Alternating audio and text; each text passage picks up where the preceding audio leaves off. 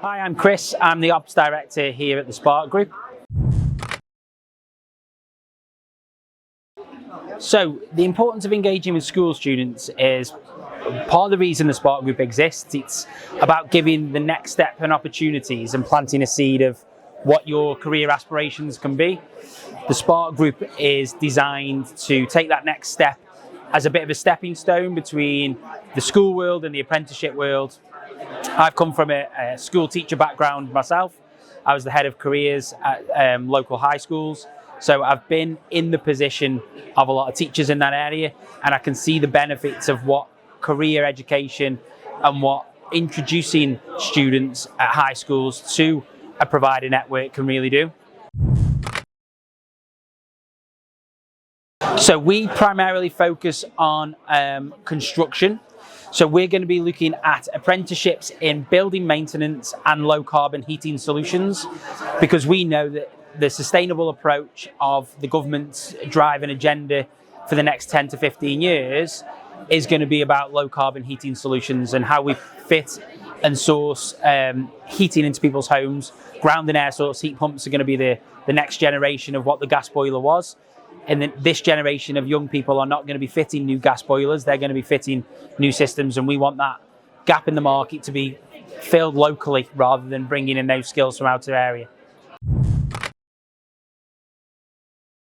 I think working with apprentices for quite a long time now, we've seen the success stories in many different organisations where apprentices can bring new fresh ideas, new fresh thinking into a business and actually offer it a real down-to-earth approach in terms of how you deliver a programme. Because by thinking about the most basic levels of a task or an instruction, it strengthens the whole network and the whole organisation's approach to how you deliver a task.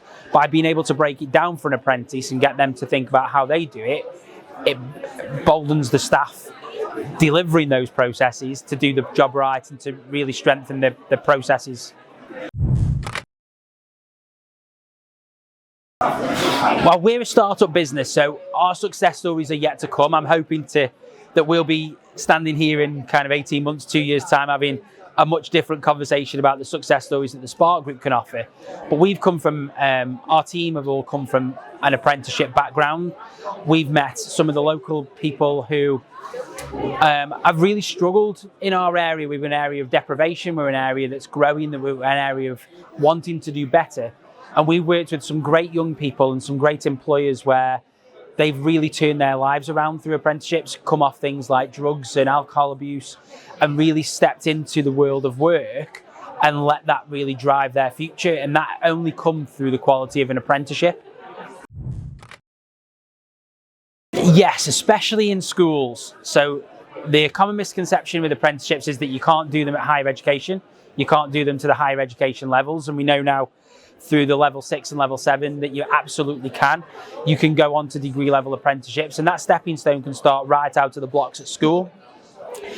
One of the big misconceptions is that you are either not very clever or you're not academically savvy if you go into an apprenticeship because you haven't gone down that university and college approach.